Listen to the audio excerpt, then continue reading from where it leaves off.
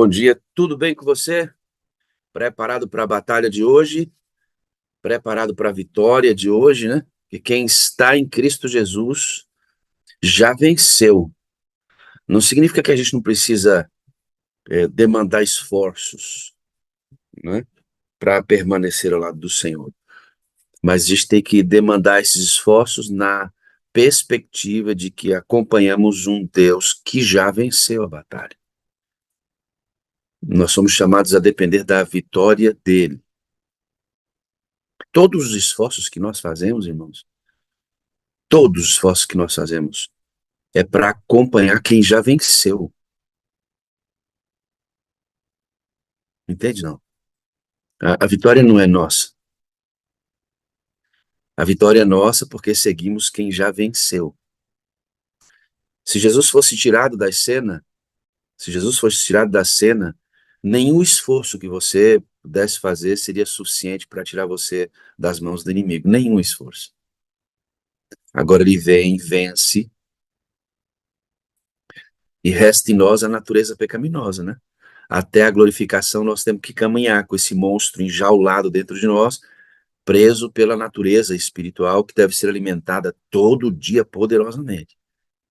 E quando você alimenta essa natureza pecaminosa, você enjaula essa natureza carnal, e o fruto do Espírito é visto em você, os dons são concedidos para que você seja amadurecido, para que você seja uma bênção na comunidade de crentes e para que você seja uma bênção na vida de quem não conhece Jesus ainda.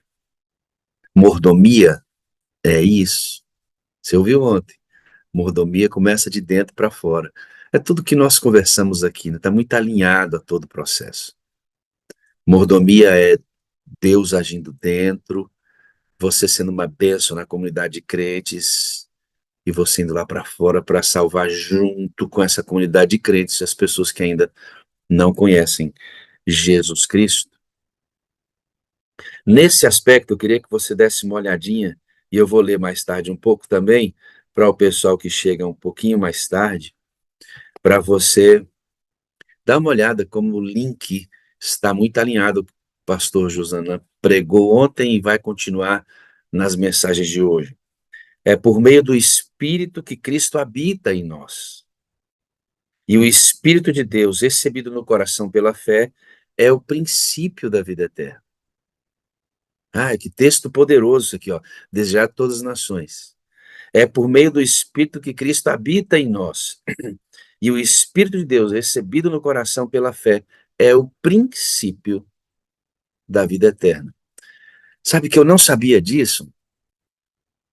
Eu tinha mesmo na minha cabeça que quem habitava em mim diretamente era Cristo. Eu tinha mesmo na minha cabeça que minha comunhão com Jesus tinha que ser direto com Ele, sem passar pela pessoa do Espírito. Ele não era incluído em minhas questões. O Espírito não era requisitado, eu não pedia conselhos para ele, eu não conversava com ele. Ou seja, e a minha frustração entendi depois. Eu falava assim, meu Deus do céu, mas Jesus é tão maravilhoso, olha o que ele fez por mim, e eu não tinha permanência nele. Eu não tinha permanência nele. Depois eu fui descobrir que para Jesus habitar em mim, o Espírito deve habitar. E quando o representante habita dentro de mim, eu tenho Cristo. E quando o representante vem dentro de mim, ele traz consigo a imagem de Jesus e o princípio da vida eterna está disparado. Ai, como foi um alívio poderoso entender isso. E aí você pega o texto da Bíblia e diz, no mundo vocês vão ter muitas aflições. Esteja de bom ânimo. Eu venci o mundo. No mesmo processo. Ele venceu o mundo com o Espírito habitando dentro dele. Foi gerado pelo Espírito. Foi levado ao deserto pelo Espírito. Escolheu seus discípulos pelo Espírito. Viveu no Espírito. Foi ressuscitado pelo Espírito Santo. Foi elevado aos céus e enviou o Espírito. É a mesma coisa que deve acontecer conosco. Coisa tremenda, né? Vamos orar para entender a mordomia de maneira muito mais profunda do que só devolver dízimo e oferta, como foi dito ontem aqui. Todas as outras coisas dependem desse princípio de vida ativo. Vamos orar. Eterno Deus e Pai, nós agradecemos muito pelo privilégio de estarmos aqui. São tantas as lutas, tantas as incertezas que esse mundo provoca no que diz respeito o nosso dia a dia aqui. Porque com relação à eternidade nós já temos certeza, certeza. Jesus virá buscar os seus, e quem morre em Cristo morre salvo. Temos certeza disso. Quem vive em Jesus tem os céus à disposição, mesmo que passem por dificuldades. Querido Deus, estende tua mão sobre essa reunião e nos abençoa. Jesus, perdoa nossos pecados. Por favor, Deus. Muda a nossa vontade, Jesus. Muda o nosso gosto. Acrescenta-nos fé e cubra-nos, Jesus amado, com tua justiça. Nosso dia será ligado ao Senhor hoje o dia inteiro. Queremos comungar contigo, representá-lo, queremos ser pequenos cristos onde formos. Batiza-nos com teu Espírito. Amado Espírito Santo, vem para dar o princípio da vida. Vem para gerar vida espiritual. Vem para transformar. Vem para nos capacitar. E envia-nos como igreja, como corpo, para um mundo que precisa de atletas de alto nível. Pessoas que nem sabem, precisam urgentemente serem resgatadas. Concede o Espírito Santo, concede, ó Espírito Santo, ao pastor Josanã, a todos que vamos participar aqui direto e diretamente, poder para o que vamos fazer aqui. Poder para o que vamos fazer aqui.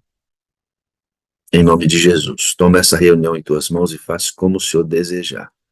Amém, amém e amém. Muito bom dia, pastor Josanã. Bom dia, amigo. Bom dia, povo de Deus. Pastor, assim, eu estou muito feliz com a sua atuação na internet, viu? Ô, amigo, Deus seja louvado. Muito Como obrigado. tem sido uma bênção, pastor. Uma- Amém. me alimento constantemente com suas mensagens. Vejo que o Espírito de Deus está conduzindo o senhor, sabe? Louvado seja Deus por isso, em Amém. suas abordagens. Pastor, qual é o canal que o senhor tem na internet para os nossos irmãos aqui pegarem o conteúdo e continuarem recebendo essa bênção? Ok. Tem um canal no YouTube onde colocam as mensagens que eu vou pregando aí pelo Brasil e vão juntando essas mensagens no lugar só. O canal no YouTube se chama Primeiro Reino. Primeiro o Reino. Esse é o canal no YouTube. E nas outras redes sociais é com meu nome, Josana Alves. Instagram, o Facebook, com meu nome. E ali vai colocando pedaços de mensagens, textos do Espírito de Profecia.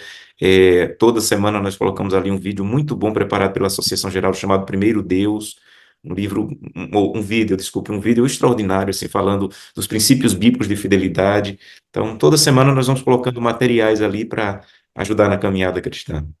Então, as redes sociais, sempre Josana Alves. Josana Alves, Qualquer procura que fizermos nessas redes sociais, vamos encontrá-lo. sim, E no YouTube, primeiro o Reino. exato. Irmãos, essas são as redes sociais do pastor Josanã. Entra lá, queridos, é um alimento extraordinário. Deus tem usado esse servo Amém, poderosamente para trazer a mensagem.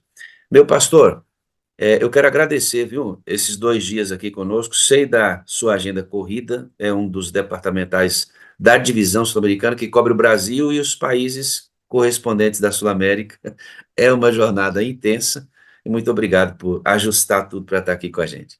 amém, Eu vou orar pelo senhor, vou soltar o vídeo que você já sabe que antecede a mensagem, então você estará preparado para trazer a mensagem para nós. Eterno Deus e Pai, toma o pastor Josanã em tuas mãos. O Senhor tem feito isso constantemente.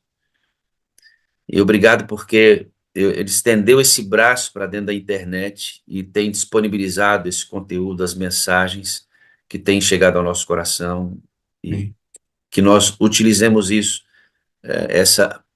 essa inserção dos pastores na internet, no mundo virtual em que vivemos, é de extrema necessidade para o combate.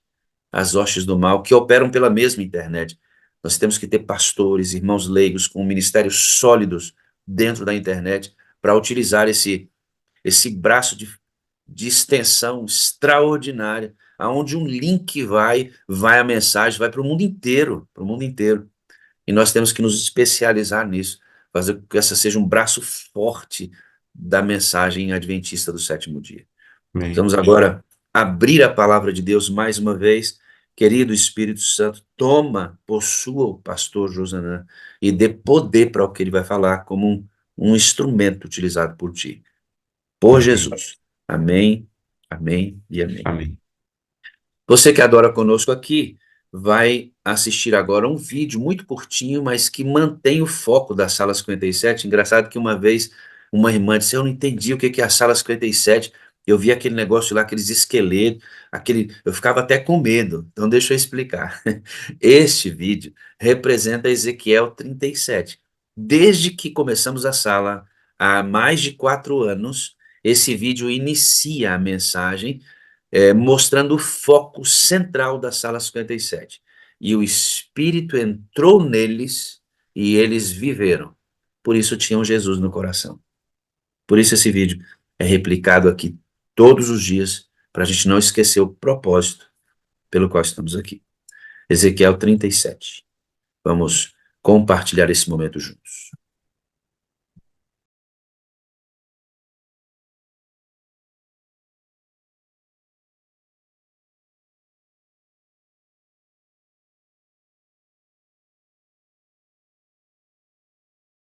Amém. Deus seja louvado. Mais uma vez, povo de Deus, bom dia. Muito obrigado, pastor Wagner, pelo convite e a oportunidade de falar mais uma vez para esse grupo. Que a presença, a paz de Deus esteja sobre cada um de nós nesse momento que vamos estudar a palavra. Eu quero convidá-lo a abrir a Bíblia no livro de Hebreus, Hebreus capítulo 11. Nós vamos fazer uma reflexão no capítulo 11 de Hebreus e uma parte do capítulo 12. Pastor Wagner já orou, já pediu a bênção para a mensagem, então vamos direto ao texto bíblico. Hebreus capítulo 11, a partir do verso 32. Que mais direi, diz Paulo? Certamente me faltará o tempo necessário para referir o que há a respeito de Gideão, Baraque, Sansão, Jefté, Davi, Samuel e dos profetas. E o que foi que eles fizeram? Verso 33. Estes, por meio da fé, subjugaram reinos, praticaram a justiça, obtiveram a promessa, fecharam a boca de leões, extinguiram a violência do fogo, escaparam a fio da espada, da fraqueza tiraram força, fizeram-se poderosos em guerra, puseram em fuga exércitos de estrangeiros, mulheres receberam pela ressurreição seus mortos, alguns foram torturados, mas não aceitaram o resgate para obterem superior ressurreição. Aqui está. Primeira parte do resumo dos heróis da fé. O que todo mundo quer ser. Todo mundo quer ser um herói da fé, desde que eu possa subjugar reinos, desde que eu possa fechar a boca de leões, desde que eu possa entrar no fogo e o fogo não me queimar, desde que eu possa tirar a força da fraqueza, desde que eu possa escapar do fio da espada. E essa é uma parte linda dos heróis da fé. A grande questão é que Deus não nos engana. E Deus diz assim: olha, nem sempre essa vai ser a realidade dos heróis da fé. Nem sempre os heróis da fé irão apagar, extinguir o fogo, nem sempre os heróis da fé irão fechar a boca dos leões, nem sempre os heróis da fé irão subjugar o fio da espada. Aí vem o verso 36, outros. O verso 36 começa dizendo outros. Eu desafio você a encontrar na Bíblia um outros tão duro e desafiador quanto este. Porque ele diz assim, olha, lembra desses aí que eu falei agora? Que enfrentaram o leão, fecharam a boca dos leões, enfrentaram exércitos, a espada não os derrotou, o fogo não os queimou. Aí diz assim, mas espera um pouquinho, tem outros. E esses outros, meu amigo, minha amiga, esses outros, por sua vez, passaram pela prova de escárnio, açoites, sim, até de algemas e prisões. Foram apedrejados, provados, cerrados ao meio, mortos ao fio da espada. Andaram peregrinos, vestidos de peles de ovelhas e de cabras, necessitados, afligidos e maltratados, homens dos quais o mundo não era digno, errantes pelo deserto, pelos montes, pelas covas e pelos antros da terra. Então Deus está dizendo assim: eu não vou te enganar. Eu não vou te enganar. Não existe só a primeira parte dos heróis da fé. Existe a segunda parte dos heróis da fé. Não existe só aqueles que fecharam a boca dos leões, não foram queimados, enfrentaram a espada, derrotaram exércitos. Os outros são aqueles que foram apedrejados, cerrados ao meio, mortos ao fio da espada, se vestiram como peles de ovelha e foram diante dos leões. E a grande questão de Deus é, não era outro Deus, e o meu amor por um grupo não era diferente do amor por outro grupo. Por que Deus escolheu uns? Para enfrentar a espada e não ser derrotado por ela, para entrar no fogo e não ser queimado por ele, e outros para serem encerrados ao meio, nós só vamos saber no céu. Mas era o mesmo Deus, era o mesmo amor, e eram filhos do mesmo patamar. Então, em nenhum momento eu disse assim, olha, esse filho aqui, ele vai ter que sofrer mais porque ele é um filho inferior. Não era filho inferior.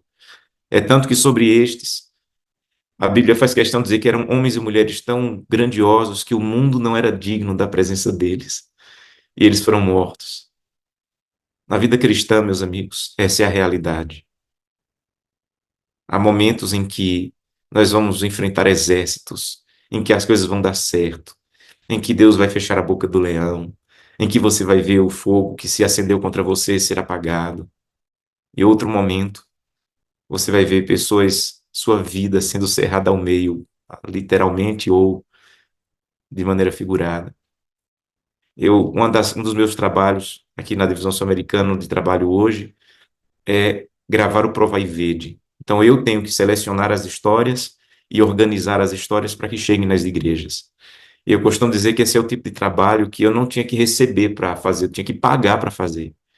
Porque o meu trabalho é receber cerca de 150 histórias, para das 150 histórias se tirar 52 histórias. É um trabalho emocionante.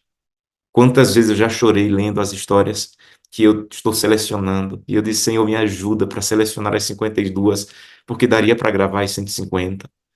E eu vejo isso de maneira muito clara. Pessoas enfrentando perseguição na faculdade, na universidade, em casa e vencendo, e Deus abrindo portas.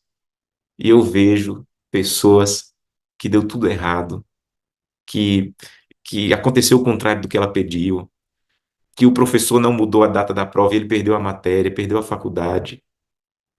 E as duas histórias terminam com provai e vede. Provai e vede que o Senhor é bom. Uma das maiores realidades da vida cristã é o Senhor é bom.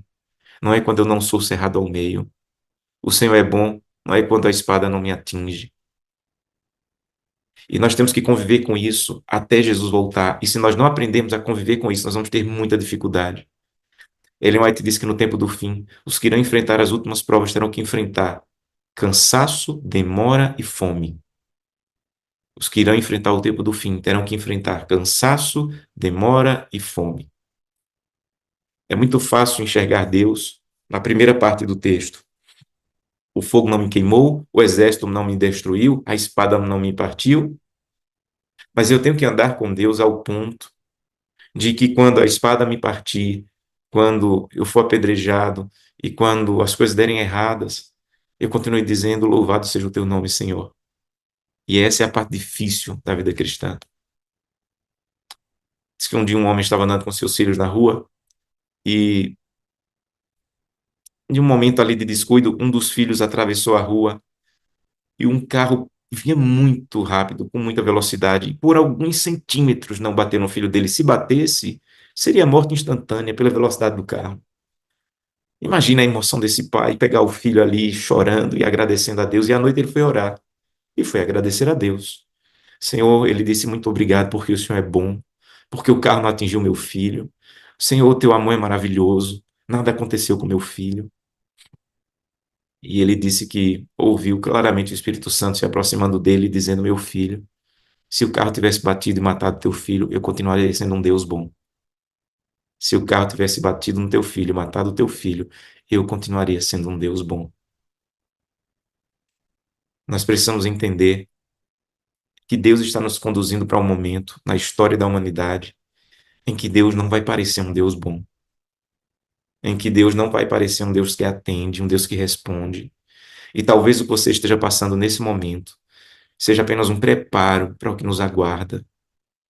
Talvez você sinta como que sendo cerrado ao meio por você se manter fiel a Deus. E Deus está dizendo, meu filho, eu estou te preparando agora para o que vai vir. O que vai vir vai ser mais intenso do que isso. Por favor, confie em mim, em meio à escuridão, até que volte a brilhar a luz. Há um autor que eu gosto muito, Richard Baxter, que ele diz assim: o céu pagará qualquer prejuízo que possamos ter para ganhar o céu. O céu, a vida eterna, pagará qualquer prejuízo que possamos ter para ganhar o céu. Mas nada pode pagar o prejuízo de perder o céu. Nada pode pagar o prejuízo de perder o céu. A W. Tozer é quem dizia: confie em Deus em meio à escuridão, até que volte a luz. Confie em Deus na escuridão, até que volte a luz. John Stott dizia: há momentos na vida do cristão que ele está sendo como que poldado pela dolorosa tesoura de poldar. Há momentos na vida que você está sendo poldado pela poderosa tesoura de podar. Mas ele dizia: mas tenha segurança que a dolorosa tesoura de podar está nas poderosas mãos do Salvador. As dolorosas tesouras de podar está nas seguras, poderosas mãos do Salvador. Essas histórias de Hebreus 11, amigos, nos ajudam a entender que o inimigo nos ataca de duas maneiras: internamente e externamente. Internamente é através do meu mau caráter. Internamente é através da minha vaidade, da mentira, da promiscuidade, da crítica que ainda tem em mim. E quando eu vou caminhando com Deus, Deus vai tirando isso. Deus vai tirando a crítica, Deus vai tirando a vaidade, Deus vai tirando a maldade, a promiscuidade, Deus vai limpando o meu caráter. Todo dia eu vou esconder, vou escolher, vou percebendo uma coisa nova e todo dia Deus vai me ajudando a vencer. Mas chega um momento que eu começo a caminhar com Deus de maneira tão íntima, que Deus tem tanto acesso ao meu coração, que não tem mais nenhum armário no meu coração trancado para Ele, que o inimigo fica desesperado. E ele começa a dizer: eu não tenho mais como atacar ele por dentro, então eu vou começar a atacar por fora. Feliz é aquela pessoa em que o inimigo não consegue mais atacar por dentro e agora começa a atacar por fora. Então o que eu clamo a Deus todo dia é: Santo Deus, que o inimigo não encontre mais nada dentro. Eu sei que ainda tenho maldades, eu sei que ainda tenho pecado, eu sei que ainda tenho coisas a vencer, mas vai me ajudando a vencer na tua presença. Mas que o inimigo fique tão desesperado que agora ele só tem um jeito de atacar. Um dia queriam pegar Daniel e disseram assim: só tem um jeito de pegar Daniel, é fazendo ele ficar contra a lei do Deus dele, porque pelo caráter dele, nós não vamos conseguir pegar Daniel numa mentira. Nós já tentamos. Nós não vamos conseguir pegar Daniel desviando o dinheiro do governo. Nós já tentamos, nós investigamos. Aqueles homens fizeram tudo para pegar Daniel. Chegaram à conclusão: só tem um jeito de pegar Daniel, externamente, tentando persegui-lo.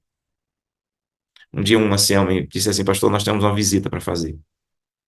E não é uma visita fácil, pastor, é uma visita difícil. Se prepare, porque imagino que não vai ser fácil a visita. Nós vamos visitar uma família. Eu tinha acabado de chegar no distrito e ele disse assim: nós vamos visitar uma família, pastor. É um casal que tem dois filhos. Eles estão desempregados, os dois. Ele tem um bom currículo. Ele é um trabalhador excelente, mas na área dele, ele só consegue trabalhos para trabalhar no sábado. E ele decidiu que não vai. E está enfrentando a situação, pastor, há 2 anos. E eu fui. E eu fui já preparado para encontrar uma família questionando: cadê Deus não abre as portas? Por que Deus não age? Por que Deus não ajuda? Quando eu cheguei lá, no lugar de encontrar uma família chateada, magoada, encontrei uma família feliz, mas eles estavam tão felizes que eu olhei para o ancião como que perguntando: você me trouxe na casa certa? Você tem certeza que eu estou no lugar certo? E quando eu sentei, eles começaram a me contar e eu vi que estava na casa certa. Ele disse que algumas vezes aceitava o emprego na segunda e deixava para falar sobre a guarda do sábado na sexta, na esperança de que aquela semana de trabalho visse enquanto ele trabalhava bem, mas eles, pastor, na sexta-feira, quando eu vou explicar, eles me demitem. E dizem: olha, não precisa voltar segunda-feira. E eu disse: como é que vocês estão? E ele me disse uma coisa que eu nunca mais vou esquecer na vida. Ele disse: pastor, eu não posso lhe dizer que é fácil, eu estaria mentindo. Mas, pastor, nunca na história dessa família Deus nos carregou nos braços, como nesses últimos 2 anos. E eu vou lhe dizer, pastor, se tivesse que passar por isso tudo de novo para sentir o que estamos sentindo, nós passaríamos tudo de novo, porque nós nunca sentimos o amparo e o cuidado de Deus, como estamos sentindo nesses 2 anos sem emprego. Pastor, nós estamos vivendo coisas perto de Deus que nunca vivemos antes. Quando o inimigo ainda tem espaço para nos atacar internamente, nós damos água para o inimigo beber. Nós não experimentamos Deus. Sabe quando é que nós experimentamos Deus de verdade? Quando o inimigo começa a usar pessoas de casa, quando o inimigo começa a usar pessoas do trabalho para nos atacar, para tentar nos afastar de Deus. Aí nós começamos a experimentar o melhor da presença de Deus.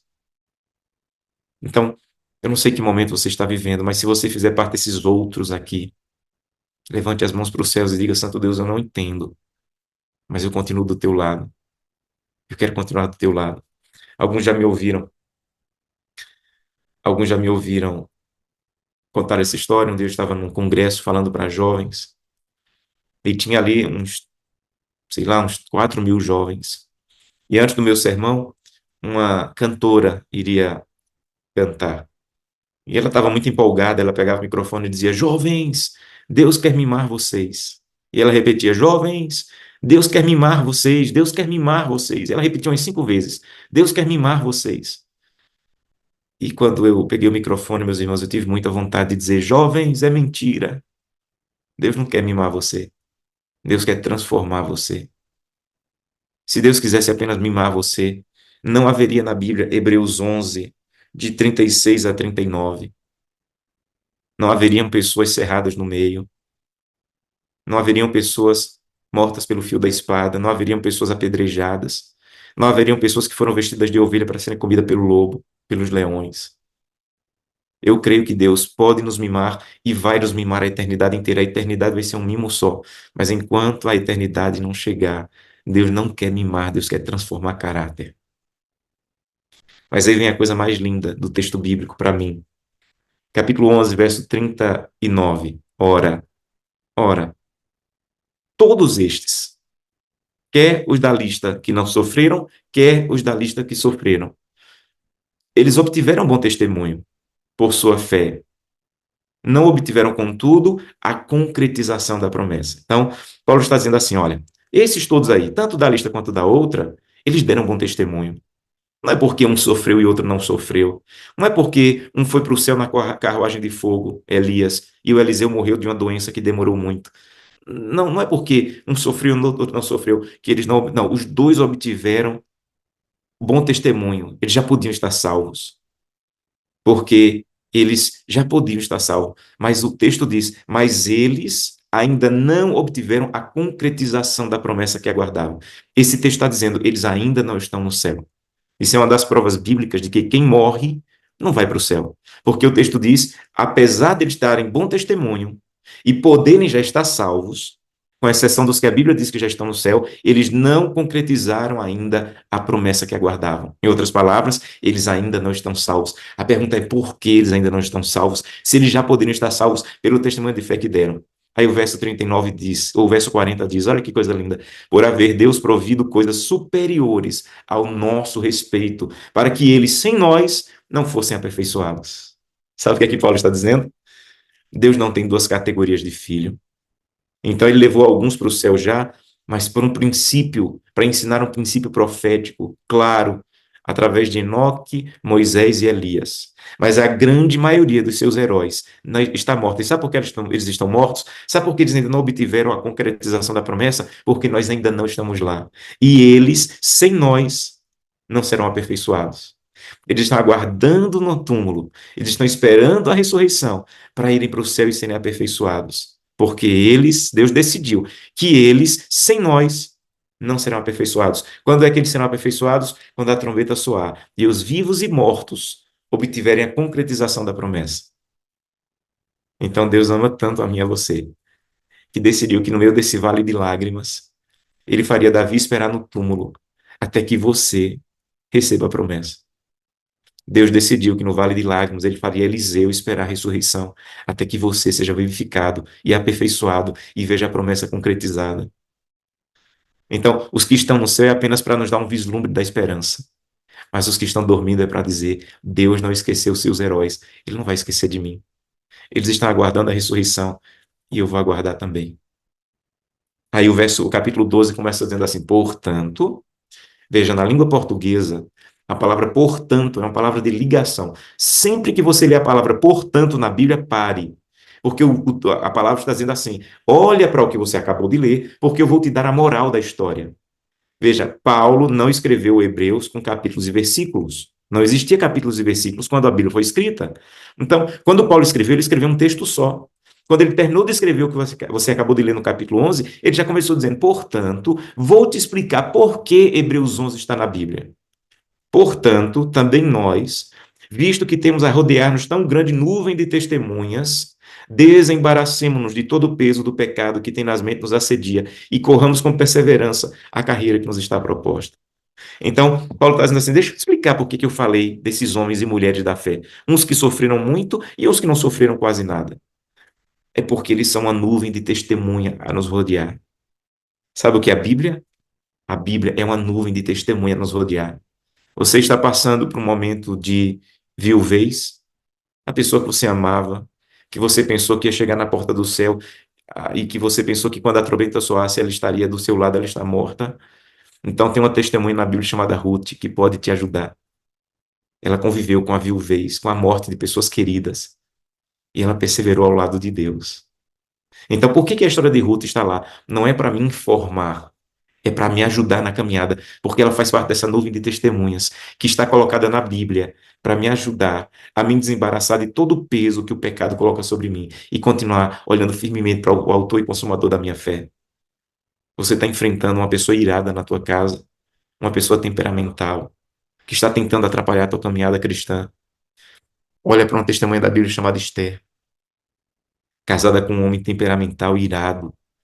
Como ela conseguiu, mesmo casada com esse homem, ela conseguiu dar bom testemunho da sua fé.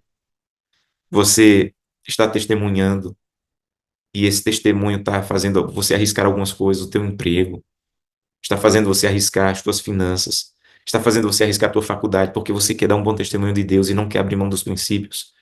Então olha para uma testemunha chamada Maria, que para poder abraçar a fé teve que arriscar a própria vida ao aceitar ser mãe do Salvador antes de ser casada com José. Então a Bíblia é uma nuvem de testemunha, meus irmãos. Escolha as suas testemunhas. Eu escolhi as minhas. E eu quero mostrar para vocês algumas das minhas testemunhas bíblicas que me ajudam na minha caminhada, na maneira como eu crio os meus filhos, na maneira como eu tento conduzir minha família. A primeira testemunha que me ajuda na minha caminhada é Noé.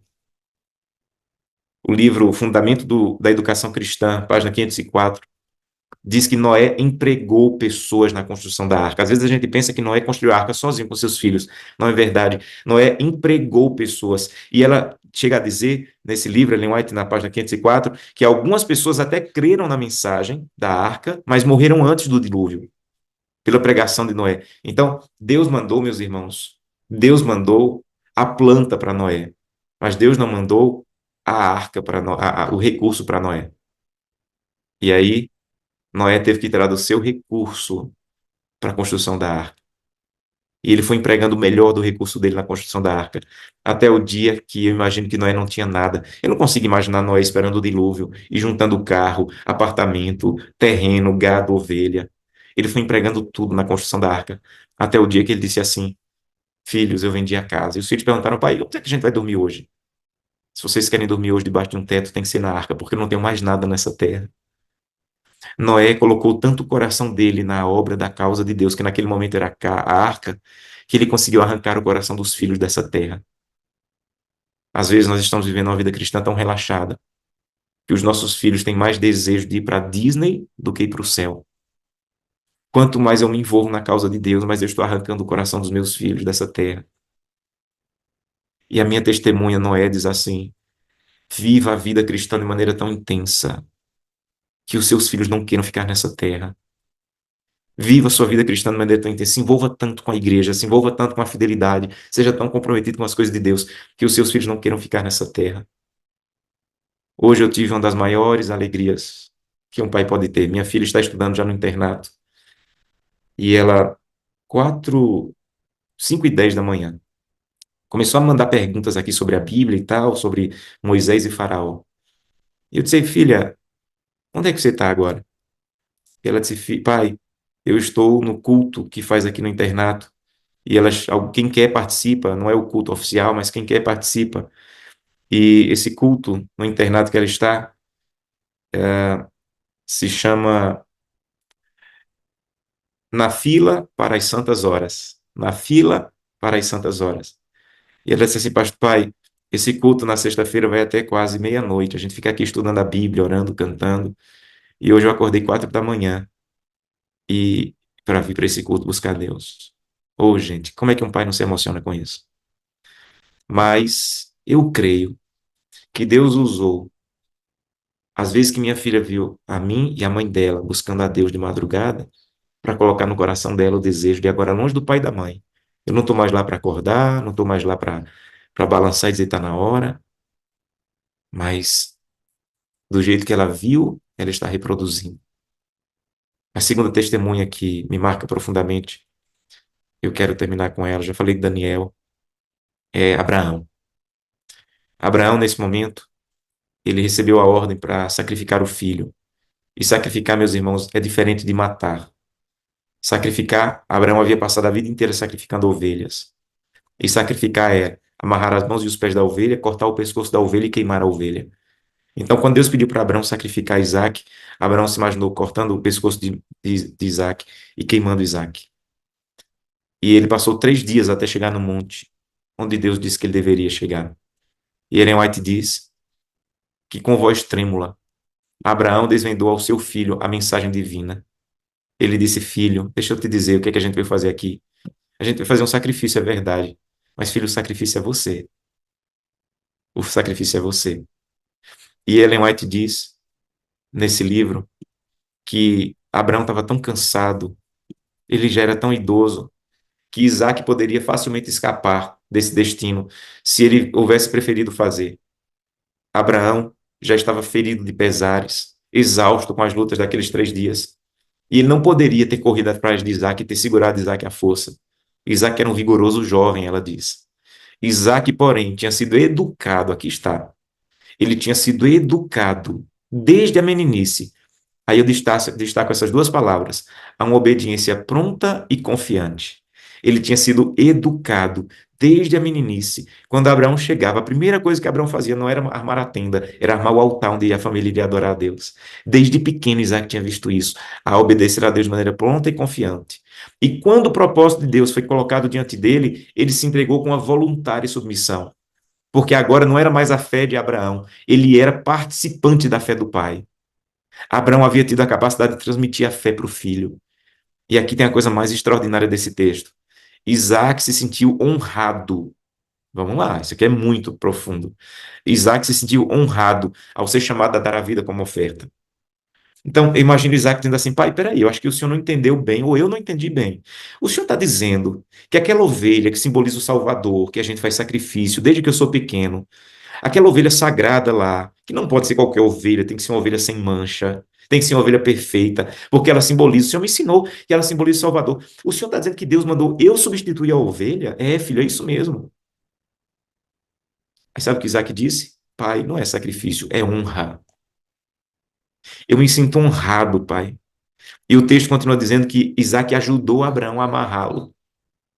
Ô, pai, então vamos logo, pai. É uma honra muito grande para mim, vem cá que eu vou te ajudar. E o texto continua dizendo que Isaac ajudou Abraão a amarrá-lo no altar. Porque ele entendeu que não era sacrifício, é honra. Meus irmãos, não é sacrifício guardar o sábado, é honra. Passar 24 horas por dia na presença do meu Salvador é honra, não é sacrifício. Se você entender a fé, se você conseguir passar isso para os seus filhos, não passe como sacrifício. Ah, se o sábado demorasse um pouquinho mais para chegar. Ah, se o sábado fosse mais rápido para acabar. Não é assim que é. Ô, Santo Deus, eu queria que mais dias na semana fossem sábado, para eu poder passar a semana inteira, ou mais dias na tua presença o dia inteiro. É uma honra poder passar o dia na presença do meu Salvador. Tem gente devolvendo o dízimo e oferta como sacrifício. É uma honra. É uma honra que Deus confie em mim os recursos dele, porque pertencem a ele. E é uma honra que Deus confie em mim devolver uma parte. para ajudar na pregação do Evangelho. É uma honra. E eu queria ter mais, Senhor, para ser mais participante dessa honra. É uma honra o meu Salvador fazer do meu corpo o templo do Espírito Santo. Cuidar do corpo não devia ser sacrifício, deveria ser uma honra, porque é o templo do Espírito Santo. E eu vou honrar o meu Deus cuidando do meu corpo. Então escolha as suas testemunhas. Mas elas estão na Bíblia para ser uma nuvem ao seu redor, para te ajudar na caminhada, para que você possa, com força, como diz Paulo, desembaraçar-se do pecado que tenazmente te assedia e correr com perseverança até Cristo, o autor, olhando firmemente para o autor e consumador da fé. Eu quero convidar essa manhã a dizer, Santo Deus, muito obrigado por essa nuvem de testemunhas. Muito obrigado por esses homens que passaram pelo que eu estou passando hoje, perseguição, crítica, momentos difíceis, que eu não entendo por que isso está chegando para a minha vida. Mas eu quero ser um homem ou mulher do qual o mundo não é digno, que possa dizer, eu continuo do lado do meu Deus, apesar de não estar acontecendo do jeito que eu pedi. Mas eu quero continuar correndo com perseverança, até o dia que os que estão mortos e eu admirei ressuscitem, e eu seja levado para junto com eles receber a vida eterna. Que Deus te abençoe, que na tua caminhada cristã essas testemunhas da Bíblia te ajudem a olhar firmemente para o autor e consumador da fé a cada manhã. Vou orar com você. Querido Pai, muito obrigado pela oportunidade de compartilhar a tua palavra com esse grupo. Muito obrigado por esse texto tão lindo de Hebreus. Muito obrigado porque ele nos esclarece que Deus não nos enganou. Ele não disse que vai ser apenas flores, momentos bons e sem dificuldade. Esses outros que Hebreus 11 apresenta, muitas vezes vai ser a nossa história. Uma pessoa decidiu guardar o sábado e o patrão disse: não tem problema, você vai ser até promovido. E outra pessoa, é porque tinha menos fé, decidiu guardar o sábado e o patrão disse: não volte mais segunda-feira. É o mesmo Deus. Por que Deus escolheu um para perder o emprego, o outro para permanecer com o emprego até ser promovido, nós não sabemos. Mas não é o mesmo Deus e preciso continuar do lado desse mesmo Deus até o final, porque isso está me preparando para o dia em que a perseguição comece de maneira mais intensa, porque ela já começou. A perseguição já começou, mas quando ela se intensificar, eu vou precisar desses momentos difíceis para enfrentar os momentos mais difíceis. Nos ajuda a ficar ao teu lado, eu te peço em nome de Jesus. Amém. Que Deus te abençoe.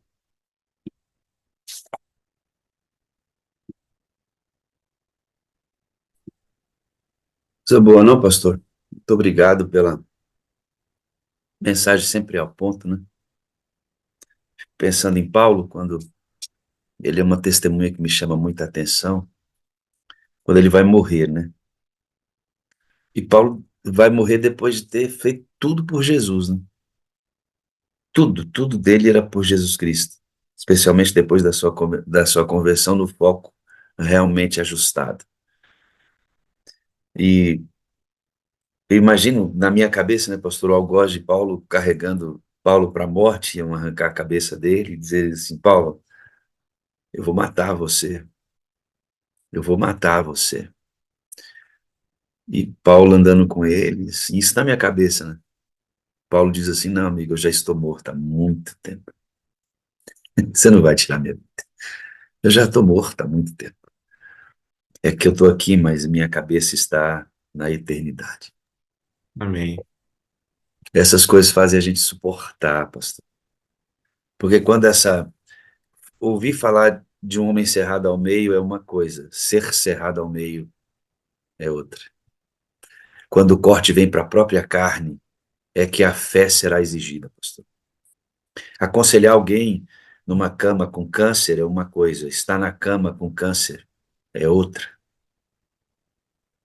E eu tenho sentido na carne, pastor, o que é a fé ser provada e amadurecida na dor.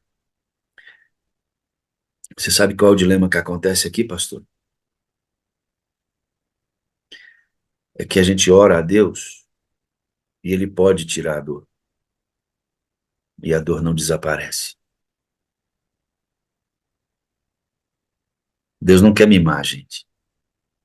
Essa história de um Deus que está à minha disposição, que vem no estalo de dedos, Deus está presente o tempo inteiro, mas a obra desse Deus maravilhoso é a moldagem do nosso caráter, que muitas vezes precisa de lugares difíceis e ações difíceis do próprio Deus. Nós somos pais, né? O seu pai é educador, E sabe que para formar o caráter dos nossos filhos, às vezes é difícil, tem hora que é difícil aplicar determinadas disciplinas que eles não entendem na hora. Hoje, já com 50 anos, 53 anos, eu lembro de algumas coisas que meu pai fez comigo e que na hora eu fiquei muito bravo com aquilo. E dizer, mas por que meu pai está fazendo isso? Ele não me ama? Agora eu entendo que ele me amava, por isso ele fazia. Mas de fato, pastor, a fé, ela vai se manifestar quando o corte é na própria carne.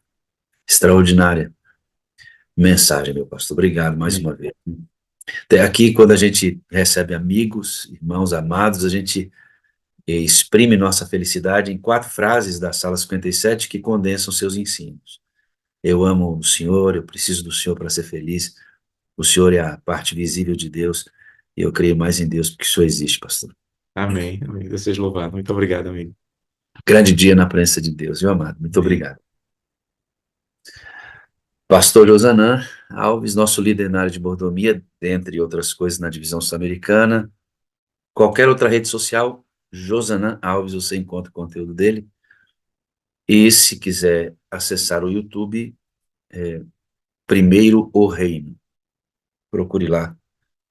É muito bom o conteúdo, pela graça de Deus. O link diz assim, ó. É por meio do Espírito que Cristo habita em nós. E o Espírito de Deus, recebido no coração pela fé, é o princípio da vida eterna. Olha aí. É por meio do Espírito que Cristo habita em nós. E o Espírito de Deus, recebido no coração pela fé, é o princípio da vida eterna. Você sabe que a gente se alimenta aqui, né, de histórias da vida dos amigos que participam da sala, e hoje esse anjinho do Senhor, chamado Assad Bechara, estará contando para nós uma parte da história. Não dá para contar tudo não, viu, irmãos? Porque a vida do homem é cheia de coisa boa para contar, mas ele separou algumas histórias que nós vamos compartilhar com vocês aqui, para você conhecer um pouquinho mais sobre a vida dele e da irmã Nájila. Bom dia, pastor. Bom dia, querido pastor Wagner. Bom dia, irmã Nájila, tudo bem? Bom dia, pastor. Mas vocês estão tão lindinhos. Amor é cego. É nada, hein, pastor? Ó, a Irani tá lá dentro do carro, hein? Irani Menezes, que beleza. Pastor Ivaí também tá dirigindo, hein, pastor? Que maravilha. Um dia eu chego aí, hein, pastor? Hein, jubilado, de boa. Ó, que maravilha. Rosivaldo, ó, tem um monte de gente com a gente aí, pastor. A irmã Rachida, que falou com o senhor, a irmã Rachida, tá aqui. Ela é árabe também, pastor. Que legal, ó. Que legal. O Ramon Dias está ali, tá com saudade do Ramon. O Del, obrigado pela cajuína, né, irmão? Top, geladinha. O irmão Antônio é ancião, tá dirigindo um carro ali, tá com fone de ouvido, irmão Antônio. Ó. Rogério tá na janela olhando para nós. Esse que eu acabei de falar para você, que falou aqui da sala 57. A irmã Janete ao lado do coraçãozinho grandão, que ela sempre fica por ali. E aí vai nossa família, viu, pastor? Adorando a Suzilane de Jesus, a mulher já é de Jesus, imagina. A Aline Pimenta tá lá com seu filhinho. Ei, beijão, hein, garotão? Firme e forte, é com você mesmo que eu tô falando. Filhão da Aline Pimenta aí, ó. Que legal. Pastor Bechara e irmã Nájila, vocês têm quanto tempo de casado, hein, irmãos? Fala-me. 65 anos. É 66. Mas como a gente não gosta do meia, meia, meia, nós já estamos dizendo que é 67, que em maio nós vamos completar. Ai, meu Deus, eu sou uma criança, né? Eu tenho 53, vocês têm 67 de casado. E quanto tempo de ministério juntos, assim? Então, o mesmo tempo do casamento, nós ingressamos na obra de Deus diretamente.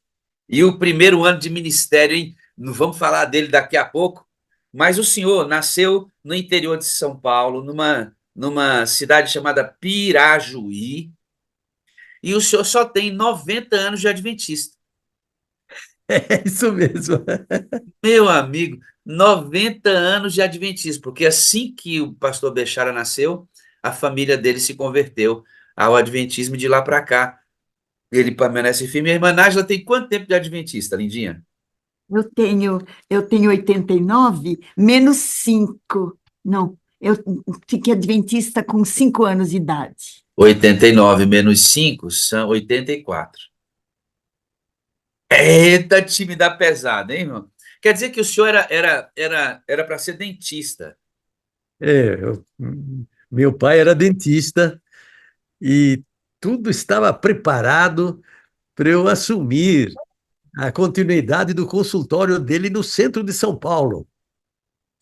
Então o senhor ia herdar tudo prontinho, pastor. Pegar a O- clientela dele, estava tudo bem encaminhado. Até que aparece um irmão, Torquato, e ele pergunta para o senhor assim: o que você vai ser quando você crescer? O que o senhor pensa em ser? Por que isso mudou sua trajetória, pastor? Então, ele perguntou, após o culto, naquele bate-papo ali Igreja na Central. Igreja Central de São Paulo, ele já era meu conhecido de Pirajuí. E ele disse: o que que você vai ser na vida? Eu digo: vou ser dentista, vou continuar o trabalho do meu pai. E ele disse assim: mas não é igual a ser pastor. Antônio Quartucci, É Quartucci, eu achei interessante esse sobrenome.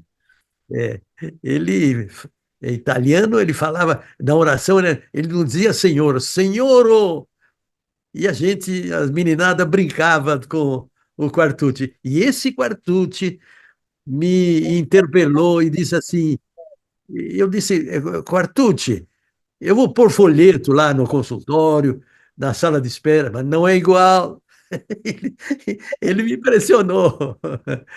E eu fiquei quieto, e na hora do almoço em casa, no sábado, eu disse: eu quero anunciar aos meus pais que eu não vou ser mais dentista, eu vou ser pastor.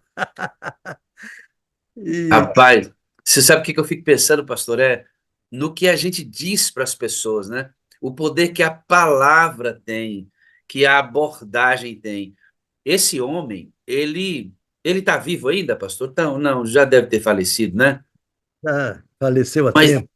mas ele talvez não tenha tido noção da bênção que foi esta declaração dele, né? Porque ele vai mudar a vida do senhor, que vai se casar com a irmã Nájila, e de lá para cá, nesses 90 anos de adventismo, olha quantas pessoas vocês já abençoaram, quantas pessoas batizadas o senhor como pastor, alcançadas pelo evangelho, até hoje, porque ele decidiu olhar para o senhor: olha, entregar folheto não é igual ser pastor.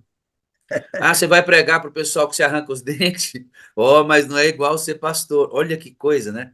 Me lembra, pastor, que eu estava numa semana de oração e fiz aquele apelo e trouxe o pessoal para perto de mim. Gosto muito disso.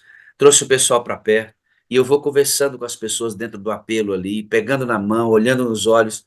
E um dos jovens que estava naquela igreja aquele dia chorava muito no apelo. Eu segurei a mão dele, falei: amigo, você está aqui, não é por acaso. Deus está chamando você para uma obra muito maior. E aquele jovem estava fora da igreja. Ele decide voltar para a igreja e fazer teologia. E aí, pouco tempo depois, ele me contactou, disse: pastor, me formei, sou pastor, e isto devo àquele dia, naquele apelo, quando o senhor segurou minha mão e disse que Deus estava me movendo para algo maior. Agora, tudo que esse menino fizer terá relação com essa abordagem que eu fiz.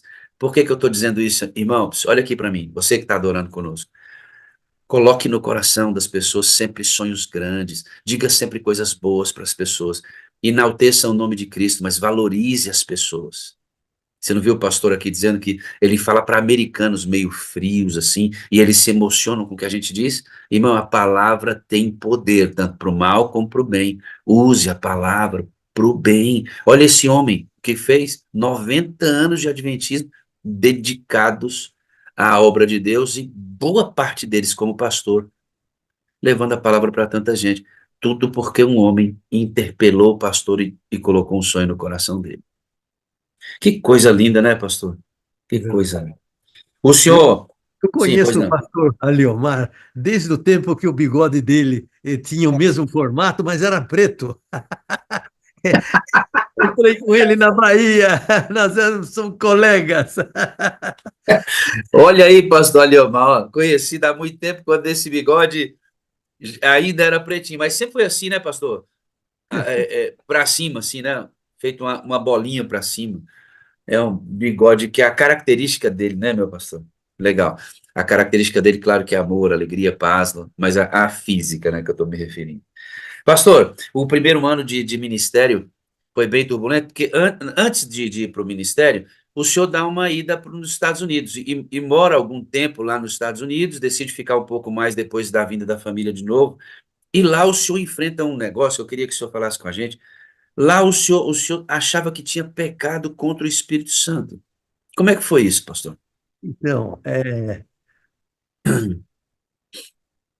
família, papai, a mamãe, a minha irmãzinha, ficamos lá 8 meses em função de uma operação no ouvido do meu pai. Ele foi para fazer uma intervenção cirúrgica, para escutar melhor.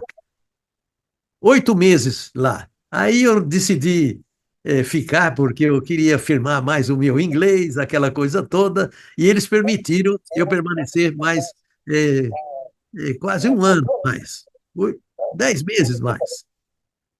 E ali isolado, trabalhando no hospital de Washington, eh, Satanás se aproveitou do meu isolamento e disse: Você pecou contra o Espírito Santo. E eu sofri muito. E arranjei alguns amigos que me orientaram. Um médico até chegou a dizer para mim, diz assim, você dorme bem? Eu digo, estou com dificuldade. Ele diz assim, lê Jeremias. Lê Jeremias que você vai pegar logo no sono.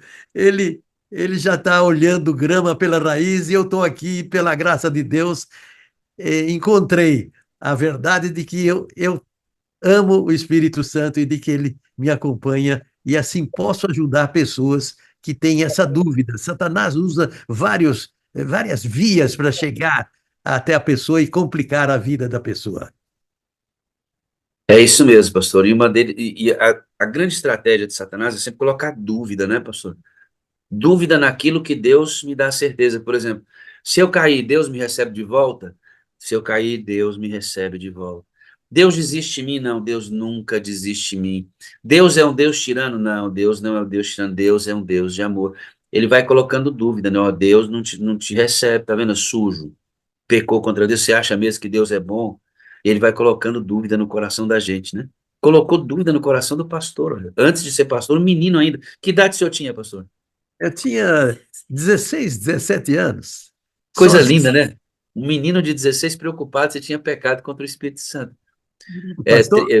Uma coisa muito interessante, nesse momento eu cheguei a assistir uma pregação do velho pastor Richards, o criador da Voz da Profecia.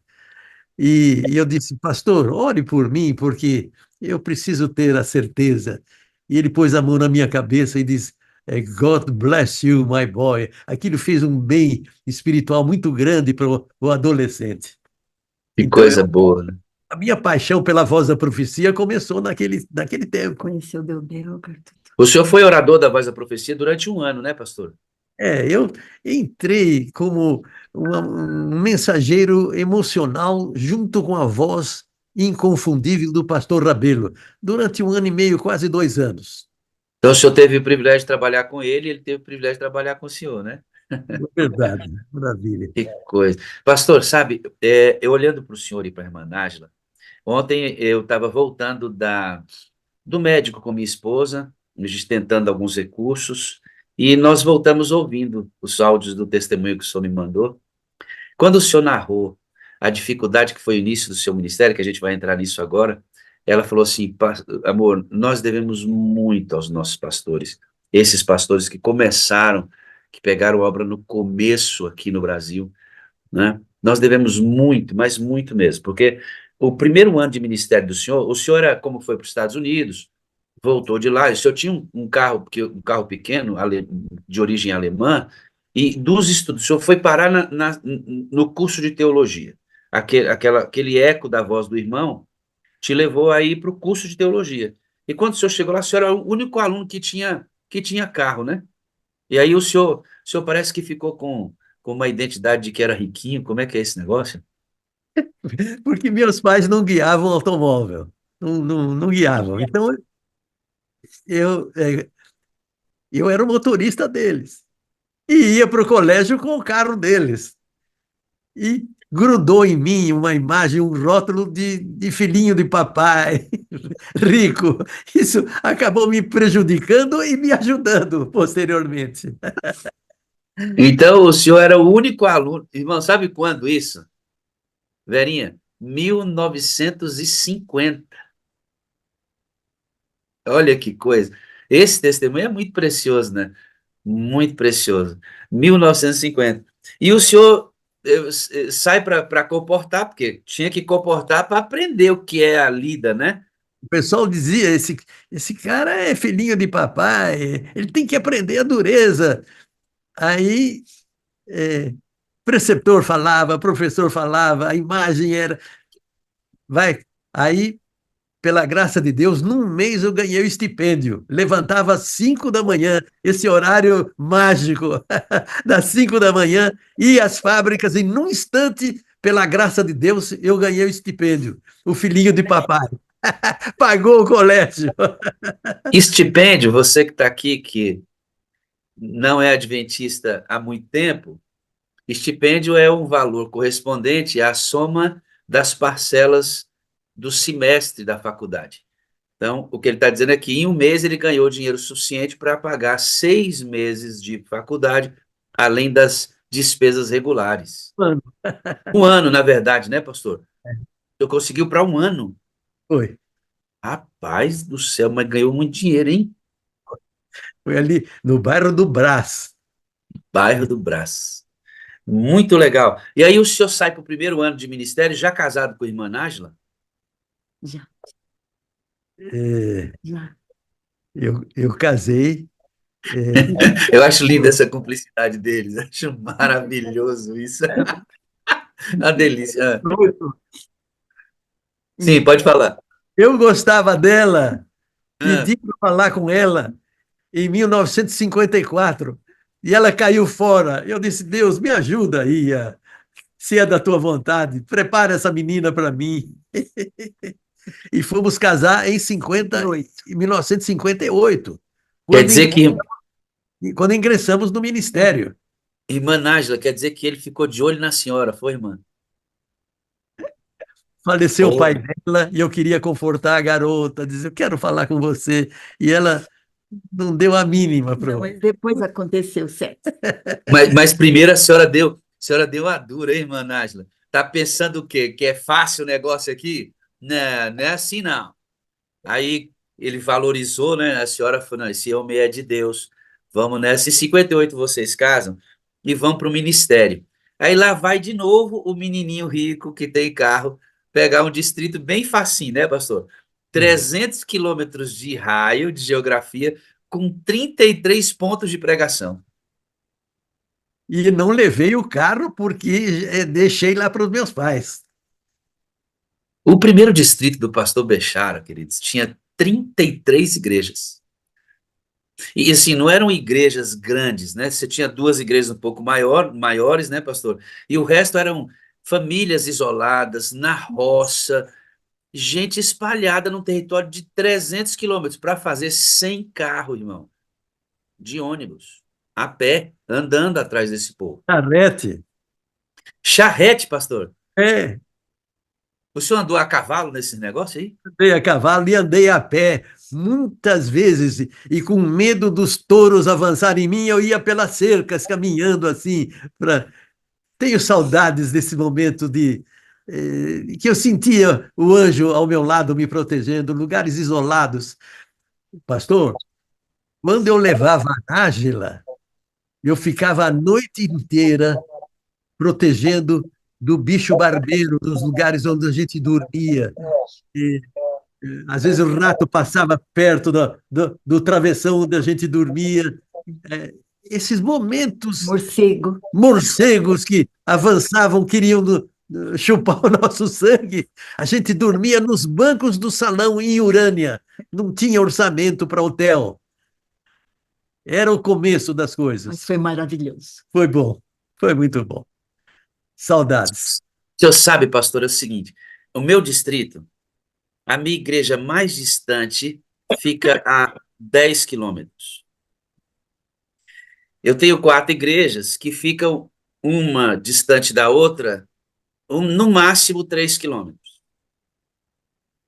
Um distrito com 4 igrejas. É por causa do senhor que a gente tem isso. É por causa da irmã Nájila que a gente tem isso.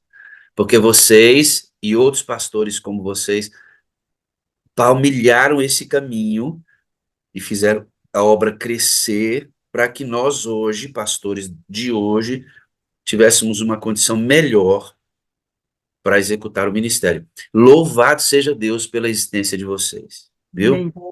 Toda reverência a Deus, irmão. Toda reverência a Deus. Mas, ó, muito obrigado por tudo que o senhor enfrentou, porque facilitou a minha caminhada. Isso é um fato. O outro lado da moeda, pastor Bechar, é que talvez eu não tenha uma geografia, o desafio com os touros, essa questão do rato, muito embora eu já passei por situações muito menores que o senhor, numa condição muito melhorada, mais algumas dificuldades, mas nada que se compara ao que o senhor passou para ser pastor nesse período. Mas hoje, talvez, pastor, a grande geografia que eu tenha que trafegar para ser pastor é a mente humana no estado em que ela se encontra. Porque no passado havia a hierarquia e as pessoas respeitavam o senhor como pastor. Quando o pastor chegava, era o pastor, a voz do pastor tinha um peso muito grande. Hoje em dia, não. Hoje em dia, não. O pastor chega, é quase que um igual. É quase que um igual, pastor. Eu vou contar, pastora, uma coisa para vocês aqui do desafio atual de ser pastor. Eu, eu gosto muito de atender as igrejas o máximo que eu posso. Então, eu dobro, às vezes faço escola sabatina numa igreja, prego na outra, para estar mais presente. Alguns pastores acham que é melhor passar o dia inteiro. Eu acho melhor que é assim, não tem certo, não tem errado, apenas a maneira como a gente acha que produz melhor. Em um desses distritos, não vou citar onde, nem citar especificamente a situação, eu estava numa igreja, terminei de pregar, e tinha um junta-panela na outra. E eu preguei, e na hora de sair, alguma pessoa me interpelou ali, eu tive que gastar um tempo para aconselhar aquela pessoa, aquelas paradas na frente da igreja que o senhor sabe que acontece.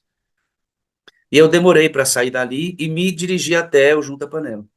Quando eu cheguei no junta-panela, só tinha resto de comida. Não tinha uma comida separada para o pastor que vinha almoçar. E a pessoa disse assim para mim, não é todo mundo que é assim, né? Mas só para você entender o desafio de hoje. Disse, pastor, quem demora a chegar come o resto.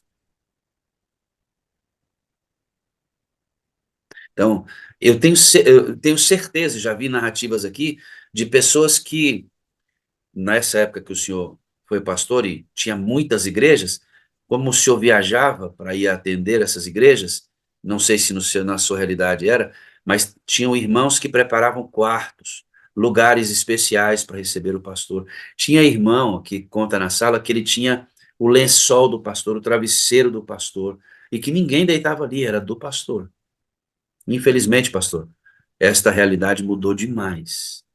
E fazer igreja no dia de hoje, geograficamente, no que diz respeito à capacidade humana de pensar, é desafiador. Mas muito obrigado pela essa trajetória que o senhor teve no começo, enfrentando boi.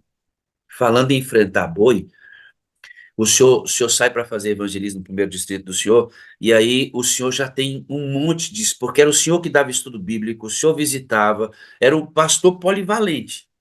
E aí surgiu uma situação para dar um estudo bíblico, e o senhor não tinha mais agenda. E aí o senhor vai chamar a irmã Nájila e envia como obreira. O que aconteceu aí, pastor? Era o primeiro ano do nosso ministério e, e eu disse, Urânia. e lá em Urânia, perto de Jales, eh,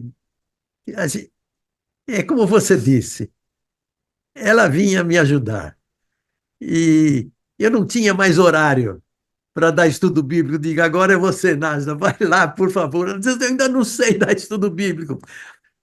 Naquele tempo não tinha essa orientação impressa, era difícil de você conseguir. Eu digo, você abre a Bíblia e fala o que Deus orientar você. Confia no Espírito e se vira lá com essa família. Eu vou deixar que a Nata conte um pouquinho. Ela foi lá e visitou. E E, quando... Manás, a senhora foi dar estudo bíblico e o pastor Bechara me disse que nessa época aí não tinha essa quantidade de estudo bíblico que a gente tem hoje, tudo feitinho. Tinha que dar um jeito. E a senhora chegou lá para dar estudo bíblico. O que que a senhora fez, Manás? Eu me lembro que era uma família amada por nós, mas que não conhecia a Bíblia. E eu me lembro que eu descia uns degraus e estava lá a casinha, filhos. Olha, pastor, eu acho que eu fui inspirada, porque eu nunca dei estudo bíblico, mas eu comecei a falar se eles têm a Bíblia, e que a Bíblia era um tesouro para a gente se orientar, que a gente devia ler a Bíblia, pelo menos um pouquinho. E eu comecei a falar sobre a união em família, e elogiava o pai e a mãe pelas crianças tão bem tratadas, eram bem pessoas que enfrentavam dificuldades, mas eram pessoas amigas que nos ajudavam a perceber que Deus estava ali. Então, eu ficava animada quando eu falava alguma coisa da Bíblia. Uma menininha vinha perto de mim, a outra também.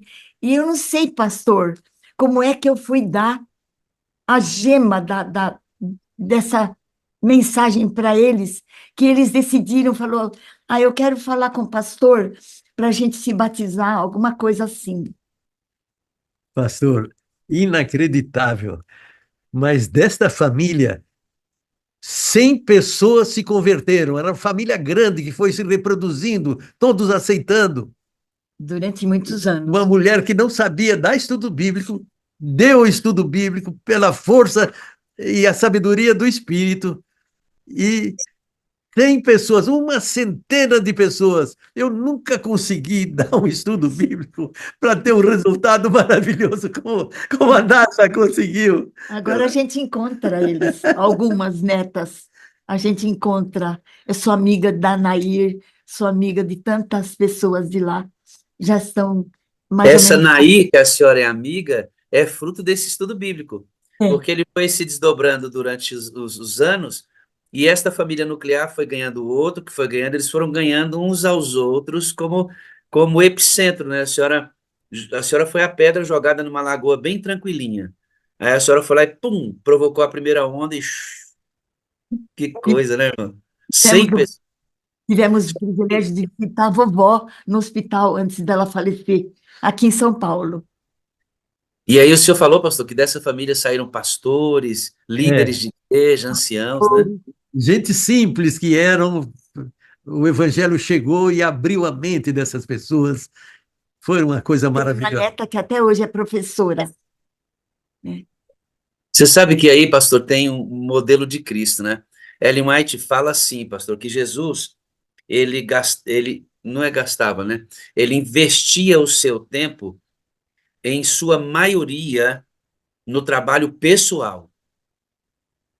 Muito embora a gente tenha registro de pessoas de Jesus no meio das multidões, mas Ellen White disse que onde ele gastava mais tempo era com aquele esquema que ele fez com Zaqueu. Depois ele foi à casa de Mateus, ele tinha amizade com a família de Lázaro. Jesus gostava muito desse ambiente pessoal. Por que que ele é poderoso? Porque você pode, além de falar da palavra, você pode conviver com as pessoas, se relacionar com elas, dar vida ao evangelho com a própria vida. Isso não tem um lugar mais poderoso que esse. É E, verdade. e olha só, pastor, e o texto diz exatamente isso, que Jesus acreditava que se ele ganhasse aquela determinada pessoa no auditório de uma só alma, aquela pessoa com as capacidades que ela tinha, iria propagar o evangelho para milhares. Porque o senhor faz aí a conta de 100, né, pastor? Mas o número é maior. Porque desses 100 outros e outros e outros que essa onda foi levando, que vocês não têm nem registro de onde isso foi parar. É verdade. Assim como também todos os outros que o senhor ganhou na vida ministerial se desdobraram em centenas e centenas de pessoas que foram alcançadas porque o senhor chegou naquela casa. Por isso que a gente estimula aqui, pastor, o desaguar pregando com a própria vida semelhante a Cristo, para pessoas, gente com gente, gente envolvida com gente. O poder do evangelho está bem aí, pastor.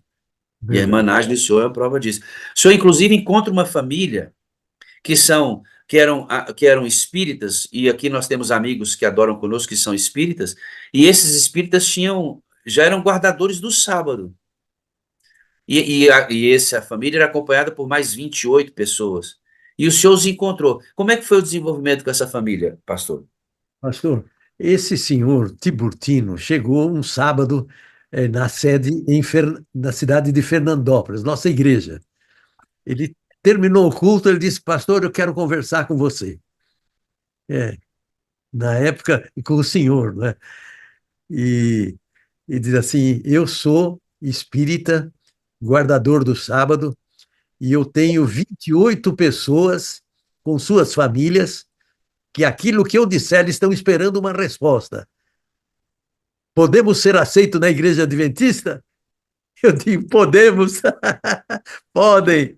Aí fui para este lugar sozinho, com a bênção de Deus.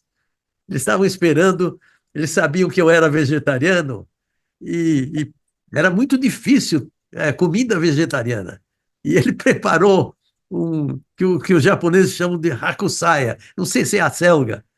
E naquela noite de sexta-feira, eu comecei a dar um estudo bíblico, dei o segundo, o terceiro, o quarto.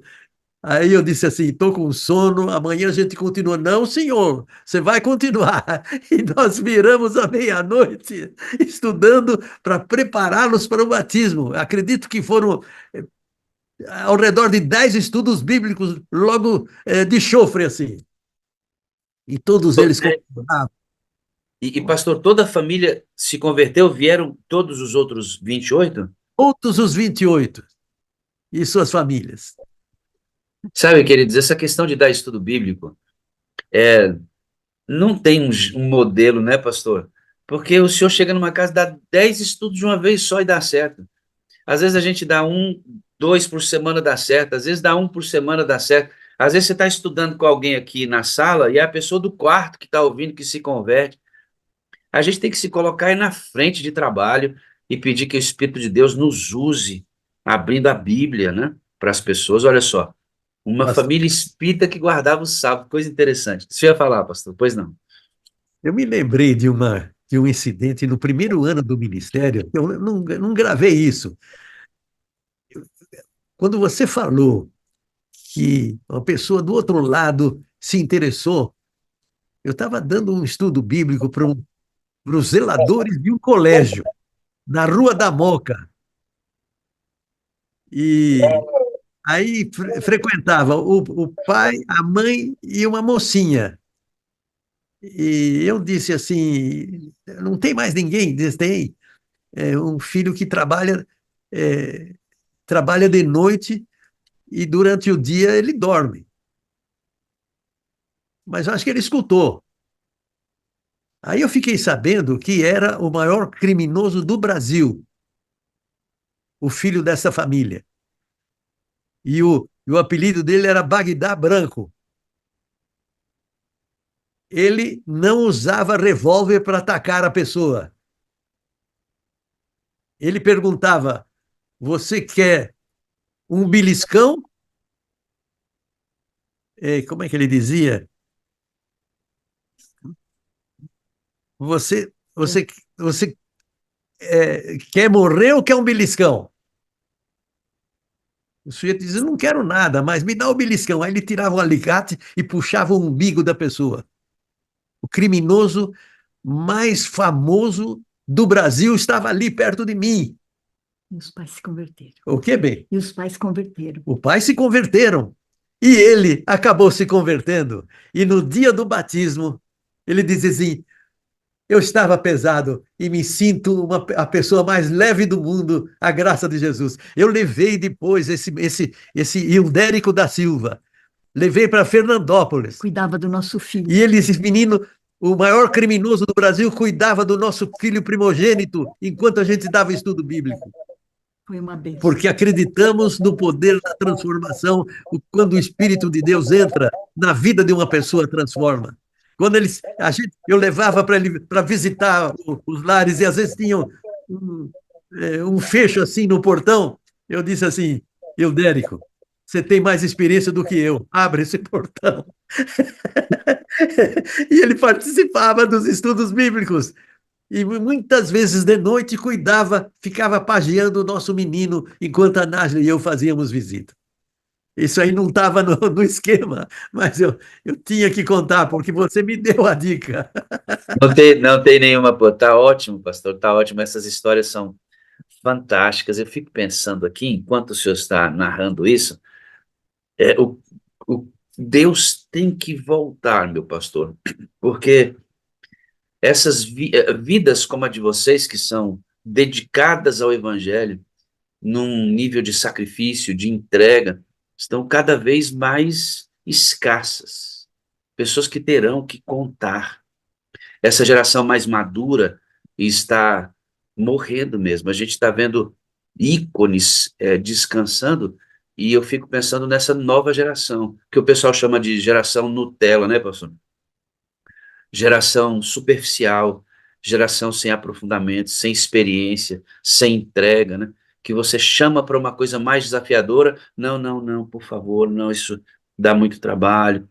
Esse ano eu vou tirar um ano sabático. Já ouviu isso? As pessoas inventaram esse negócio de ano sabático, eu não sei de onde isso vem, que isso foi o cão que inventou, pastor. Né? Ano sabático, esse ano não vou trabalhar para Jesus. De onde tiraram isso, né? Então, a gente precisa tomar tempo para ouvir vocês, para ouvir as histórias. Essas histórias precisam ser compartilhadas para inspirar outros a dizer, rapaz, eu quero viver um negócio bem assim, né? Sair da comodidade e viver experiências poderosas como essas. Nós vamos transicionar agora para a sua entrada na sala 57, mas antes de falar sobre a sala 57, queria que o senhor me dissesse essa raiz árabe. O senhor trabalha numa igreja aí em São Paulo que tem essa ênfase. Minha esposa assistiu um culto com o senhor, foi ungida nesse culto pelo senhor, minha filha também, e elas voltam com o registro de ter sido um dos cultos mais espirituais que elas participaram na vida. E minha filha voltou impactada com o que viu aí. Como é essa raiz do senhor árabe e esse ministério árabe que o senhor tem aí nessa igreja, pastor? Não, eu trabalhava em Brasília, sempre apoiado pela minha garotinha de 89 anos, e moramos 15 anos. E eu fui convidado para fazer um batismo em Goiânia de uma ex-muçulmana. E na hora que eu fiz o batismo, ela disse assim, pastor, fala umas palavras em árabe para eu sentir as minhas raízes. E eu falei umas palavras que eu sabia, que eu me lembrava da minha avó, que falava. Então, na segunda-feira, eu era para fazer o culto na divisão. Era meu dia de pregar. Eu disse, irmãos, não falei com o presidente, não falei com o secretário, não falei com o tesoureiro, mas eu estou saindo da divisão, eu vou para um país árabe para aprender o árabe. E estou renunciando o meu trabalho aqui para me preparar para abrir um trabalho entre os árabes. É a minha raiz, eu tenho obrigações, eu tenho deveres a cumprir. E era a véspera da quadrenal ou quinquenal da Associação Geral. Dizei que eu queria ir, me dessem uma ajuda inicial para eu poder. E passamos um ano no Cairo. Um ano no Cairo. E ali faleceu o pastor, e eu trabalhei como pastor voluntário um ano, 11 meses. E como foi para aprender o árabe? Porque o senhor não falava fluentemente o árabe. Primeiro nós fomos para o Líbano, porque a gente é de origem libanesa. Eu sou filha e ele é neto. Fomos lá, temos parentes lá, mas tinha na universidade uma pessoa que trabalhava lá, que era egípcia. Ele era preceptor. E falou, não, o lugar de vocês não é aqui, é no Egito. Daí fomos. Porque o custo de vida era mais acessível no Egito. E aí acabei sendo pastor voluntário Depois de um mês, o O pastor. pastor faleceu e eu assumi. A administração pediu para eu pregar em inglês e eles traduziam para o árabe. E a gente, até hoje, eu não falo direito o árabe, pastor. Essa língua foi Que feita delícia, para ninguém aprender, só criança. que delícia. E o senhor hoje, aí em São Paulo, que o senhor dirige essa igreja árabe, né? Mas no último sábado, ele pregou em árabe, eu escrevi todo o sermão em árabe, e ele pregou. E as professoras nossas Traduziram para o inglês. foram assistir, as nossas professoras islâmicas. O que que o senhor poderia falar em árabe, um texto bíblico, só para a gente perceber a sonoridade? Sobre Vinde bendito. Ta'ala ilayya, ta'ala ilayya. تعالى إلي يا جميع المتقين والتكلين الأهمال وأنا أريكم. Vinde a mim, todos que estáis cansados e oprimidos, e eu vos aliviarei. Amém. Que coisa linda, né? Pastor, Eu não sou pastor nesta igreja, eu sou apenas um conselheiro. pastor, depois de 2 meses, ele foi ouvir o sermão dele, o que Eu aconteceu? não lembrava mais. Ele decorou o sermão. É isso que aconteceu. Ai, que coisa. Fundou a Coisa. comunidade árabe aberta. É, e hoje é uma referência, inclusive até entre os islâmicos. O tradutor do Alcorão é nosso amigo, e quando chegam os sheiks da Índia, do Paquistão, da Inglaterra, eles não podem permanecer, por instrução do próprio Alcorão, mais do que, digamos, aí 2 semanas. Então pediram para nós hospedarmos os sheiks que vieram do estrangeiro. E nós temos uma boa convivência. É, é um evangelismo diferente. Minha esposa falou dessa diferença mesmo, porque participaram do culto, ali mesmo na igreja vocês comeram juntos, à mesa, e depois de comerem juntos, no mesmo ambiente, os estudos bíblicos são dados ali, no mesmo ambiente. Então, é um negócio que eu, inclusive, gostaria de experimentar. Quem sabe um dia eu assisto aí um culto com vocês, Está para a gente convidado. experimentar isso também. Rua Pastor, Coronel, como é que... viu, Desculpa, pastor? irmão. A Rua Coronel Lisboa 532. Próximo ao metrô Santa Cruz. Muito bem. Fala a sua pergunta. Desculpa, pastor, falhou. Fala a sua pergunta aí que você ia Ah, dizer. não. Agora vamos dar uma transitada aqui para a sala 57. Como é que vocês chegaram aqui à sala 57? Então, eu tenho um amigo chamado Esmeraldo, pastor Esmeraldo. Ele disse assim, Bechara, você ainda não conhece a sala 57? Vou fazer uma moção aí para você ser convidado e falar sobre as mulheres da Bíblia. Aí ajeitou 3 palestras sobre 3 mulheres da Bíblia.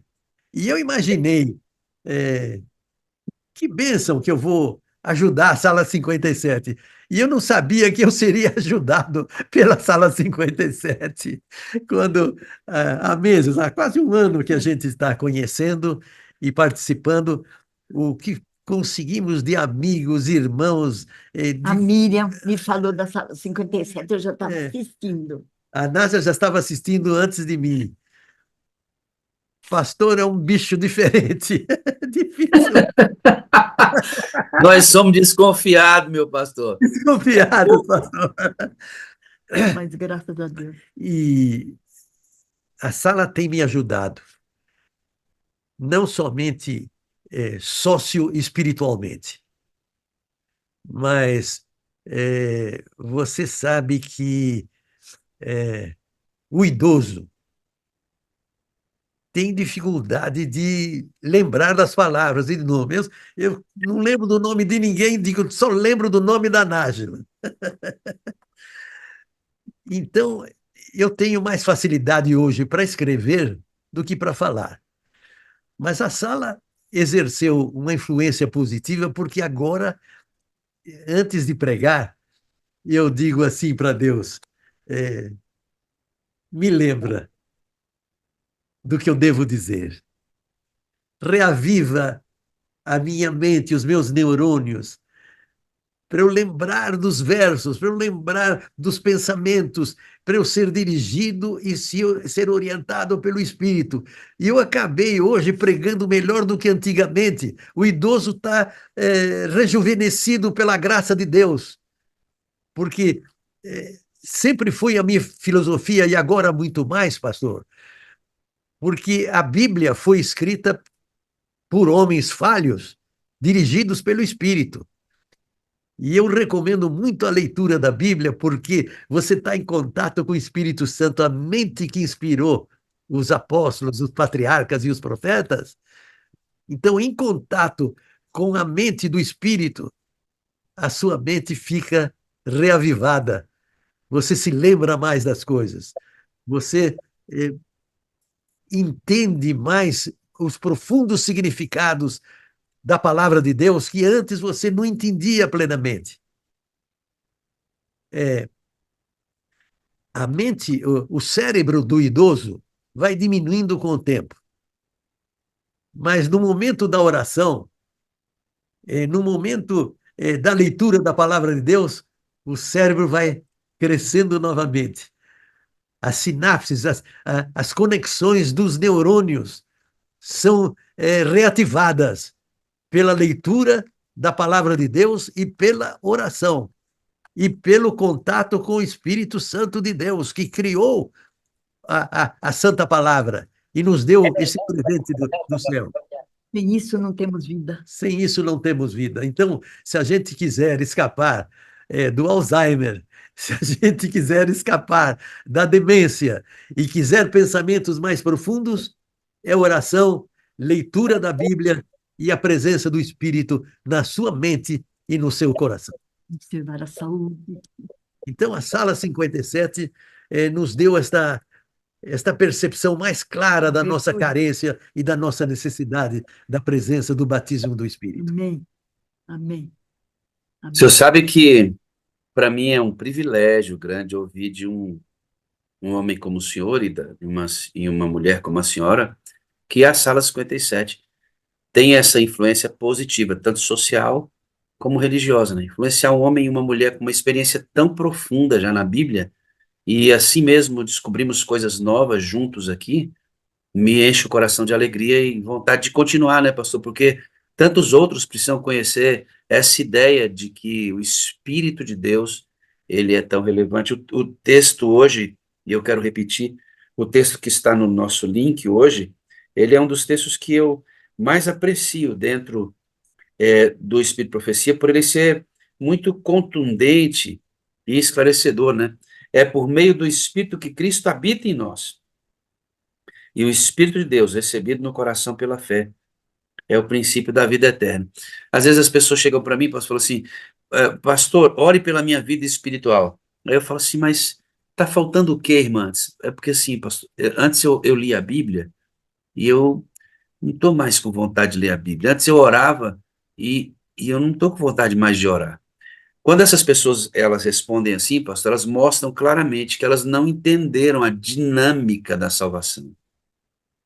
Porque vida espiritual, ela não é gerada pela leitura da Bíblia. Vida espiritual não é gerada pela oração. Vida espiritual não é gerada por essa vida em comunidade.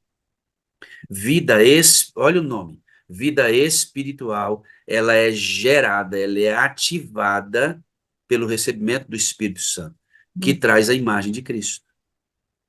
Há um grave erro, pastor, quando eu impulsiono a igreja a estudar a Bíblia, a orar, achando que com isto se tornarão espirituais.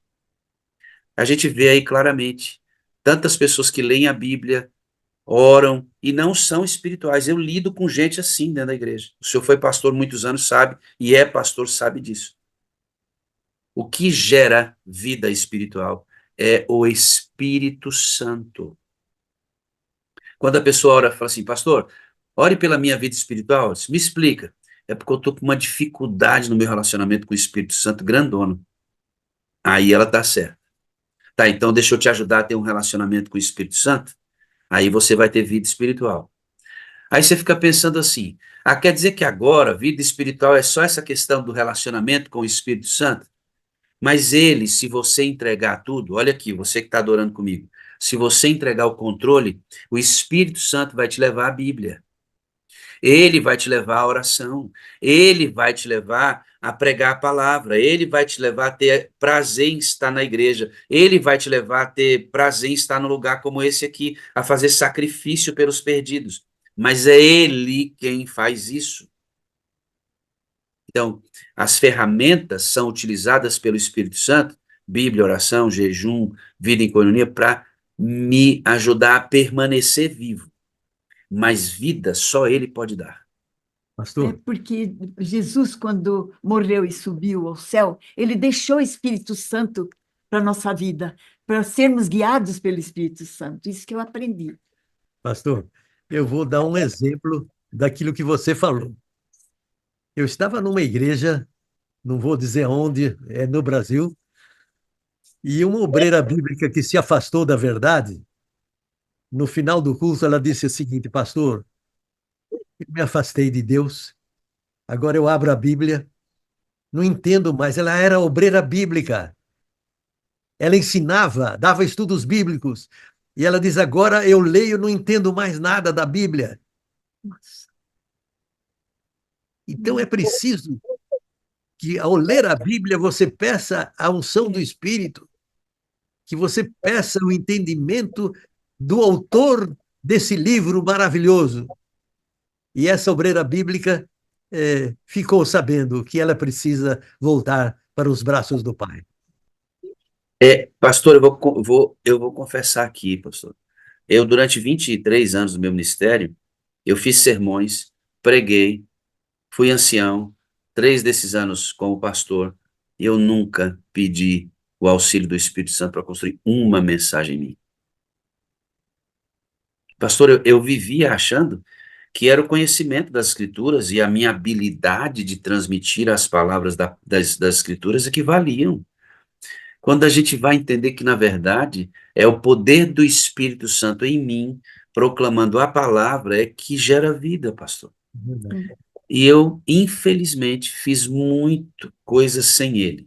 Aí um ancião meu estava conversando comigo e falou assim: mas, pastor, Deus sempre usou a gente nesse período. Eu não estou dizendo que ele não usou.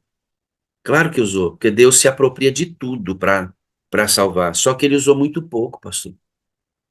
Ele poderia ter usado muito mais se nós tivéssemos dado espaço, se nós requerêssemos a presença do Espírito. Na verdade, Jesus já teria voltado se nós não tivéssemos deslocado o Espírito Santo de lugar e assumido o controle. Verdade. Ou seja, ele só vai voltar quando ele voltar a assumir o controle da igreja. Lembra de Filipe? Ele pega Filipe e põe lá na carruagem do camarada. Lembra de Paulo? Paulo estava indo para um lugar e disse: não, tu não vai para aí não. E o Espírito Santo impediu Paulo: vai para lá, Paulo, que eu estou mandando você ir para lá. Lembra de Pedro em cima do terraço? Vai para a casa de Cornélio, que eu estou mandando? Deus precisa de uma igreja dessa de novo, em que ele tenha o controle por meio do Espírito. Aí ele volta. É sim. É sim. Por enquanto estiver em nossas mãos, enquanto a gente tiver tudo sob controle, ele não volta, não. Coisa, meu pai. Aí vem celebração do Arautos do Rei, aí vem semana de oração, aí vem quebrando o silêncio, aí vem e uma atrás da outra, e uma atrás da outra, e geração morrendo aqui, geração morrendo aqui. A gente tem que entender isso, definitivamente. Chegou o tempo da gente entender que é pelo Espírito de Deus. Não é por força, nem por violência, mas pelo meu Espírito. Chegou a hora, irmão. Chegou a hora, a gente tem que ir embora para casa. Amém. Meu pastor, me diga uma coisa aqui. Esse ministério de escrever para mulheres, sobre mulher, porque o senhor faz alguns sermões sobre mulheres da Bíblia, que eu fico olhando assim, meu Deus do céu, o Espírito de Deus abriu a mente desse moço. Porque que coisa interessante como o senhor aborda essas mulheres. Como é que foi que surgiu? Como é que foi que surgiu o desejo de escrever sobre as mulheres da Bíblia? E vamos falar um pouquinho sobre o seu canal para o pessoal ir correndo para lá receber essa bênção. É o seguinte, eu tenho 2 filhos pastores, eu e a minha queridinha, mais ela do que eu. E um deles estava fazendo o terceiro mestrado, agora está no doutorado, e tinha que escrever uma monografia sobre Ismael. E como você sabe, o pastor tem muitas obrigações, visita, sepultamento, nascimento, e tem que estar presente, estudo bíblico, etc. e tal. E estava demorando, perdendo os prazos. Eu disse assim: você, vamos fazer uma aposta. Você escreve sobre Ismael e eu escrevo sobre a mãe dele, que é a mãe dos árabes, Agar. Agar. E ele terminou primeiro. E eu demorei 2 anos e meio para escrever esse livro de 240 páginas sobre Agar, a mulher que deu nome para Deus, Vou buscar. em função do trabalho entre os árabes. Mas daí, idoso tem muita coragem, mandei para a Academia de Letras do Brasil.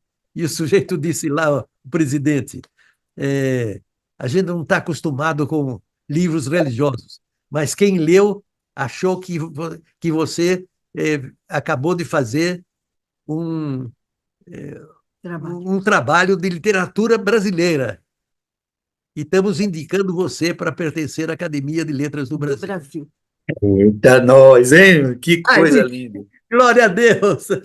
Nunca pensei que isso pudesse acontecer. Aí, depois do livro da Agar, Raabe, Ruth, Tamar, Batseba, e aí começou.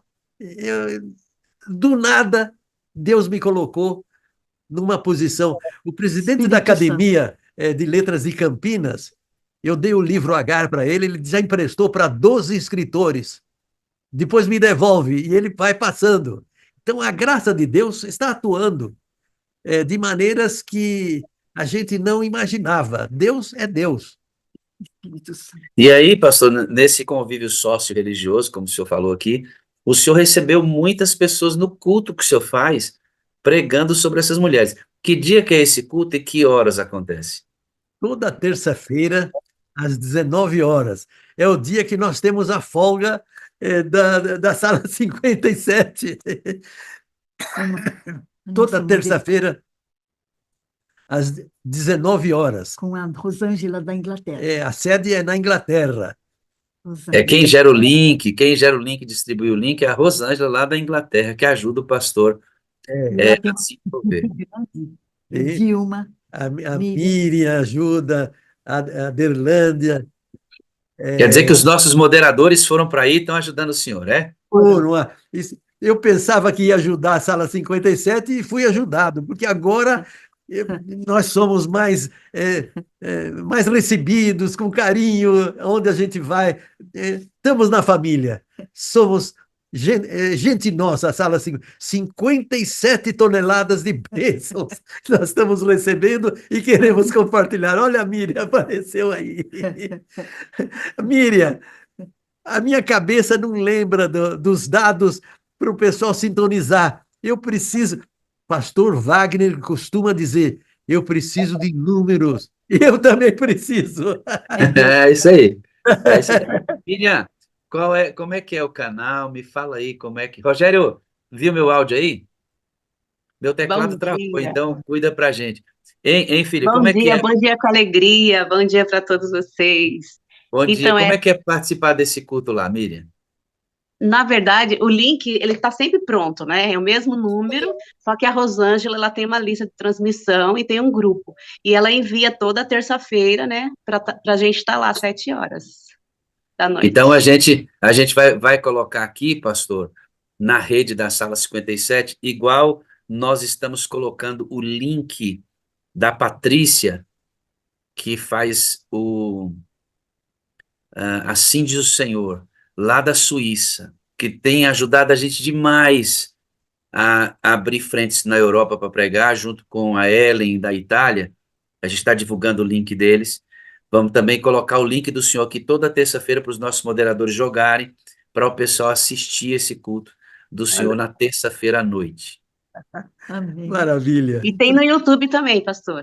Tem no Zoom e no YouTube, fica gravado. Ok, nós vamos. No Instagram e também no Facebook. Isso. Mas nós precisamos essa família nos enriquecer ainda mais. Nós amamos vocês. Amamos mesmo. Então, terça-feira à noite, está em casa, 19 horas. está vindo do trabalho 19 horas, fone de ouvido se estiver na rua, em casa, vamos assistir o pastor Bechara pregando sobre as mulheres. Tem poesia lá, né, pastor? Tem um monte de coisa boa Eu que eu não estou prego, sabendo. eu não prego, são as meninas que pregam.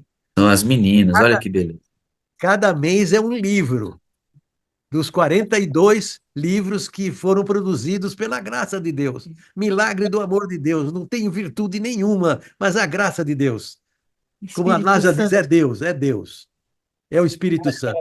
Miriam, obrigado, viu, por apoiar esse ministério tão lindo do pastor Bechara como moderadora da sala, junto com a Aderlândia e outros. Quem mais ajuda da sala aí, Miriam, que está aí?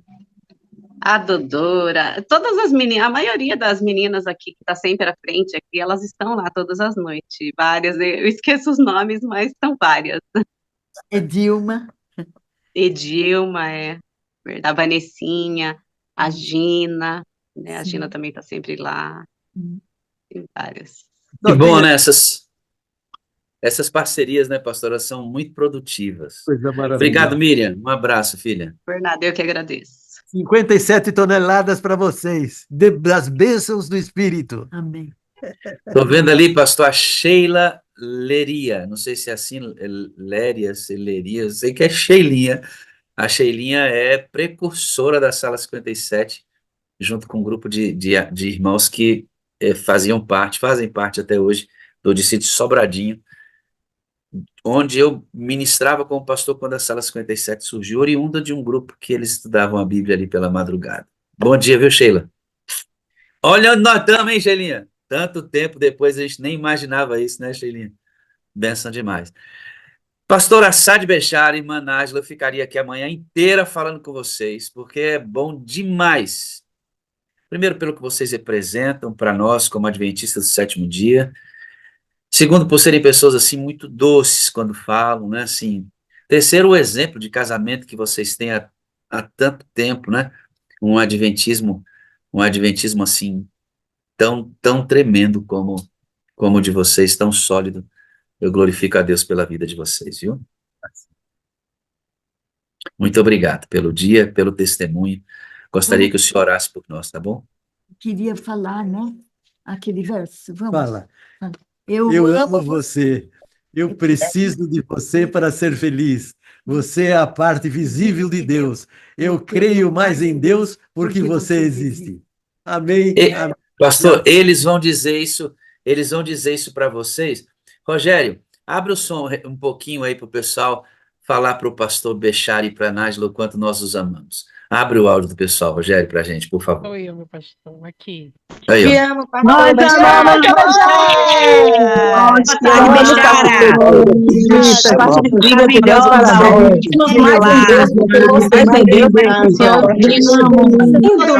Bechara, é sempre uma peça para serem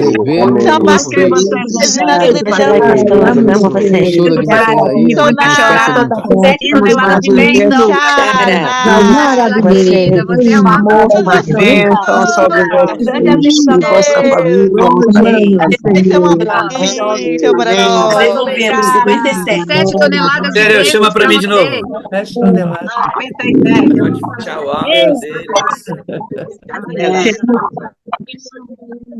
Ok. Meu pastor, muito obrigado. Eu queria que o senhor abrisse o áudio do senhor novamente e fizesse uma oração por nós, tá? Nessa manhã, para que a gente saia ricamente abençoado. O senhor pode orar? Sim, querido. Pai maravilhoso, lindo, magnânimo, compassivo, misericordioso, nesse momento exaltamos o teu nome, o nome do Pai, o nome do Filho e o nome do Espírito Santo.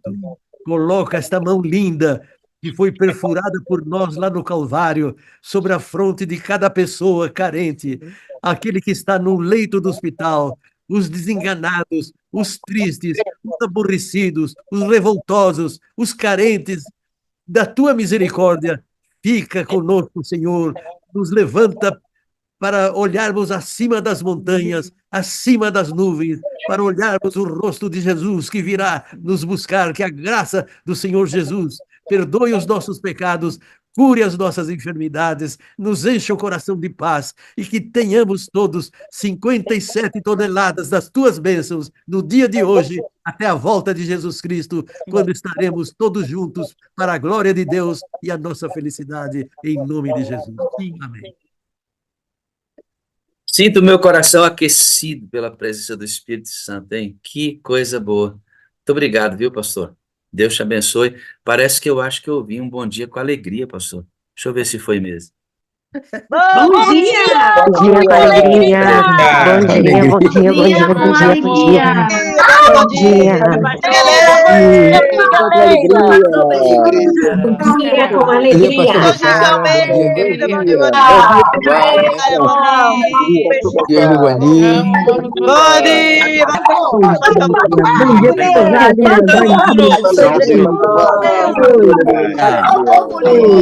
Maria do Canal. Bom dia, Maria do Canal. Bom dia,